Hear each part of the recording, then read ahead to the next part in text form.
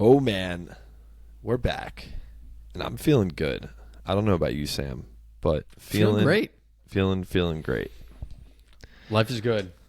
Life is good. I got to see Parker this weekend. That means life is good. We hung out for a long time. We spent a lot of time, more time than we've had, like one-on-one time than maybe we've had since the Ocean City getaway, the start of Elevation Nation, Probably the February start of Elevation 2020. Nation. Yeah. No, special. Special weekend. Me, you, and our dear friend, Miles Grossman, decided we need to reset a bit. Reset our friendship, reset our minds, reset, and just go out in the country. So we got an Airbnb in between New York City The and coolest DC. Airbnb, The coolest Airbnb maybe I've ever like stayed a in. Frank Lloyd Wright style house over a river, little creek in the middle of nowhere. And we got to drive out there, rented cars, met up Friday evening, and we just chilled. We hung out, we talked, we told stories, we caught up. We went in the hot tub, we cooked some food, ate some food, and we played. Played in nature. Walked around, explored, hung out. What a great reset. It was such a wonderful weekend. One I definitely will remember for forever, and I'm so glad we got to do that. So long overdue.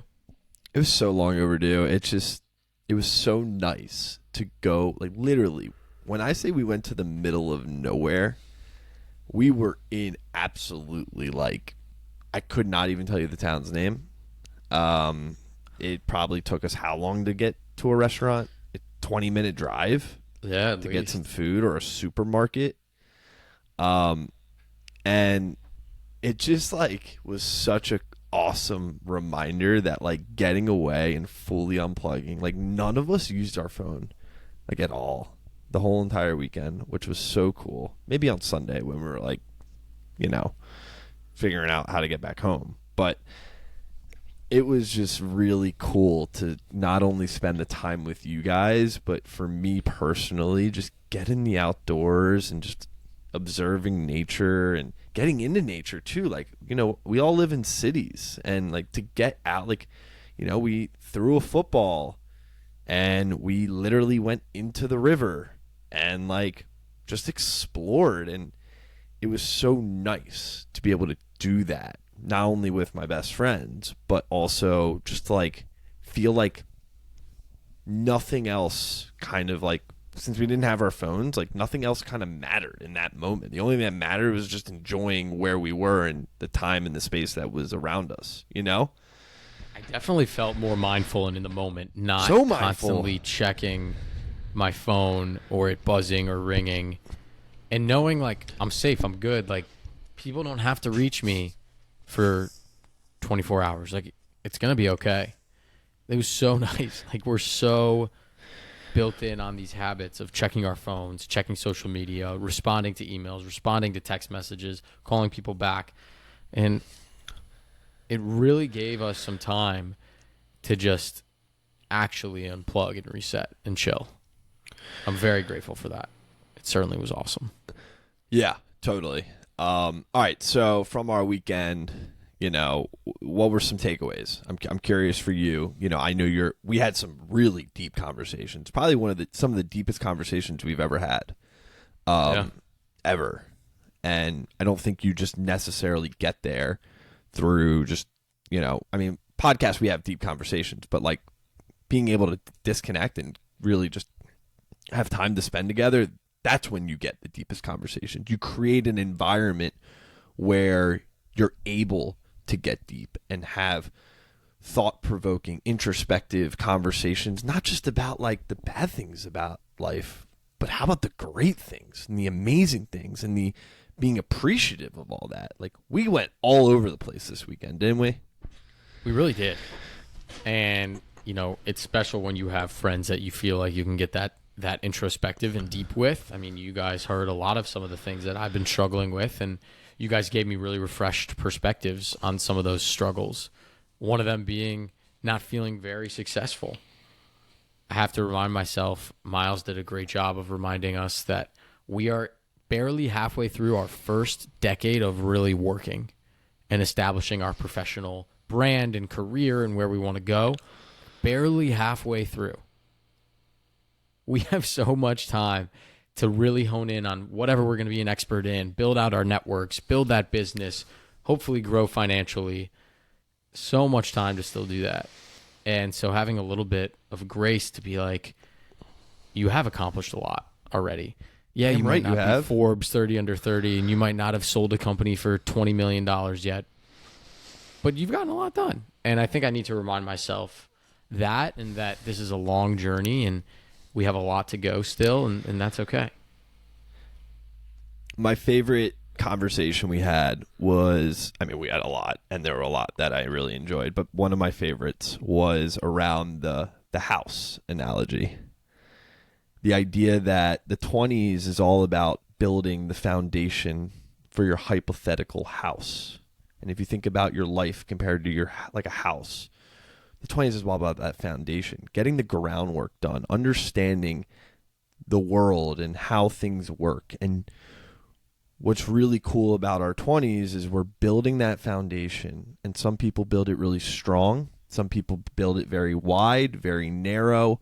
But if you continue to focus on building that foundation, then once the foundation is built, you get to create what's inside. And that is fully for you to create. And you've earned that opportunity to create the life that you want to live. If we're talking about how life compares to this house, once you have that foundation, whether it's in work, whether it's financially, whether it's in relationships, where you're comfortable, you're happy, you've exercised that mental fortitude to know what you really, really want, then you have the pleasure to enjoy building out the inside of everything. And you get to design that. And that conversation, Sam, we had was so freeing in a sense. It's like, wow, we are elevating. Of course, elevators want to continue to go and go and go and go and go. But people who elevate also are understanding that they have a foundation they can always lean back on, and they have the ability to create that life that they want to live. And so that was really, really fun to talk through, and it's just such a unique perspective, I think. It is. I love the house analogy. It helped that we were staying in like the coolest house I've ever seen. It was basically like a treehouse. I really felt it like it was a treehouse. The house was like fully made of wood, and it was so freaking cool. Like literally, it was built on like stilts, and then under the underpass was like literally a river, like coming under us. It was so wild. And then obviously, our neighbors, our friendly goats, walking around. At one point, speaking like very loudly and like we're like, what does a goat do? Baa? Like, no, that's a sheep. What do goats do? I think they might similarly baa. I think you're okay with that. It was pretty funny. It was great. It was really nice to be in nature. I thought the house analogy was great. I thought the many decades that we have to do something was great. I think one of the big realizations I had this weekend was there's so many things that are going to happen in life outside of our control, right? So many events and impacts and weather and family issues and whatever. Really, there's not much you can control except your mindset. And often, I let anxiety or stress or nervousness or anxiousness, whatever, get in the way of me living in the moment and feeling happy and always looking ahead to what the next problem is that I'm going to solve. And so by turning off my phone, not worrying about stuff for a full 24 hours and just hanging out in nature and relaxing with my friends, it kind of reminded me that I can live in the present in any moment. And I should live in the present more and enjoy the day even that I'm working and sitting at this desk and grinding through stuff. And yeah, I'm getting a ton of emails and I have a lot of problems to solve. But what a blessing it is that I can solve those problems. And guess what? If those problems don't get solved, it's okay. Life goes on. It's okay. If the problems do get solved, life goes on. Regardless. It's all the same. It's all the same. Do your best, but you have to enjoy life, and you've got to find that balance. And I think sometimes getting back to nature helps remind you and refresh your memory and reset so you can get back to that balance. I love that. I feel like to your point about it's going to be okay. Like, I think as a young person, we often think that we live in like a doomsday scenario where if things don't get done or we don't achieve our goals, like it's going to be terrible. Things are bad. Things are going to happen. When in reality, that's just not the case. You're alive. You're here. And that is, I think, success. Everything else is house money. You waking up and doing what you want to do, making the world a better place, how you want to spend your time, that's up to you. And yeah, people want to spend their time grinding and grinding and grinding. Great. Other people want to spend their time talking to every single person they've ever met. Like, whatever it is, that's up for all of us to determine. And I think once you realize that just it's going to be okay, I think that's super awesome. And has really helped me, over the last couple of years, I think. It took me a while to realize that. And so Elevation Nation, we always say, if you want to have a conversation about this, like one-on-one with us, we're always open for that. DM us, shoot us a text if you have our phone numbers. We're always down to have conversations because, Sam and I are just along this journey with you, trying to figure it all out. We certainly don't have the right answers, but what's really cool is I think we're starting to frame our own perspectives on what works for us. And we want to help you find out what works for you. And always nice to get back in nature and have a reset. If you need a reset, I love nature. Go find nature. Sick. Man. Nature's important. My low-key favorite part of the weekend was we had a watermelon, and I said to Sam, do you think I can open this watermelon without a knife? And he's like, I don't know. I'm like, dude, I'm going to open up this watermelon without a knife. So I went up to a tree. I found a nice sharp edge on the tree, and I opened the damn watermelon without a knife. And that was so freaking awesome. That was like my favorite thing I've done with regard to food, maybe ever. And then obviously we ate the watermelon, but I think that was pretty cool. It was a great watermelon. You probably were like, do I want to eat this or not? But at the same time, it's delicious. Can't turn up a good watermelon. It was a good watermelon. Great watermelon. I'm glad you put it in the fridge. I don't really do that. Dude, before cold fruit. I cut it. Cold fruit is the best. It's the only way to go. Yeah, true. Special weekend. All right, elevator shout outs for today. Elevator number 47. Jesse K, you may have seen that he just started a new podcast with his incredible father, Brian K, called Unpolished Gems. And this week, they had on a friend of ours, quarterback for the Tennessee Titans, Will Levis. I think a future elevator. We're going to have to get Will on our podcast at some point.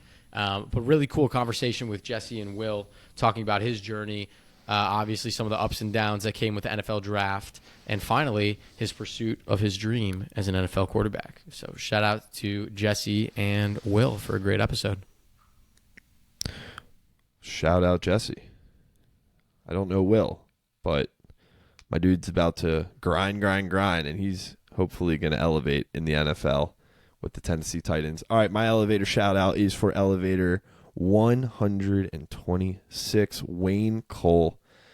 I love Wayne Cole. What a guy. What an elevator. What a guy. He is a sports reporter, and he was at NBA Summer League meeting and hanging out with all the NBA guys we all know. But more importantly, too, he's elevating the WNBA. He's meeting the top WNBA players. I think he just met Brittany Griner and interviewed her. And I just love Wayne's energy, passion for both basketball and making himself and others better. And he always sends us amazing stuff. And I hope that he continues to do that. Shout out Wayne. What a guy. We love you, Wayne. All right, Elevation Nation. Until next week, keep elevating and reset if you need it. Peace.